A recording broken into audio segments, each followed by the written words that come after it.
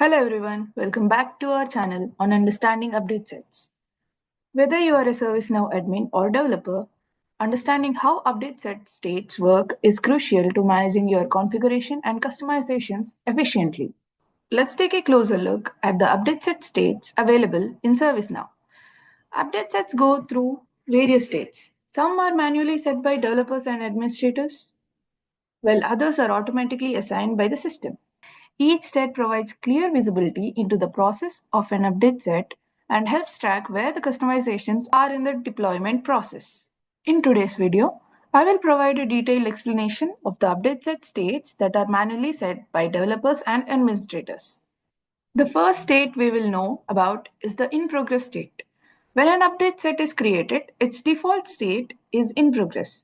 This is the only state in which developers and administrators can capture configuration changes and customizations as customer updates within the update set.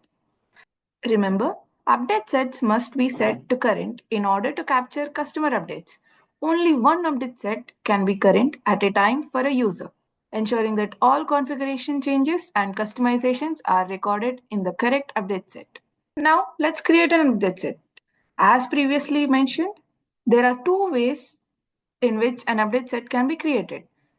One, you can navigate to the All menu and search System Update Sets.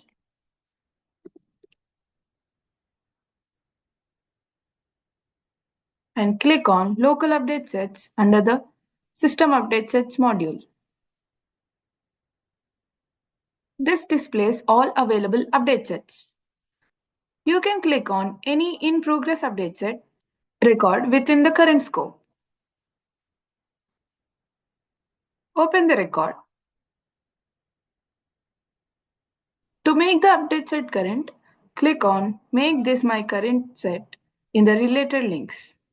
You'll see the information message. Your current update set has been changed to the update set that you have chosen.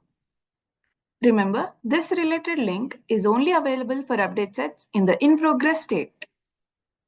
The other way, which is quick and convenient, is using the globe icon on the banner. Click on the globe icon in the top navigation banner. Expand the update set picker. It shows all the in-progress update sets within the current scope. Scroll through the list or use the filter to search for your desired update set.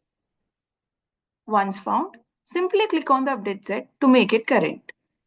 As you can see, a check mark appears indicating that the update set is now active. Let me know in the comments which method you prefer for making an update set current.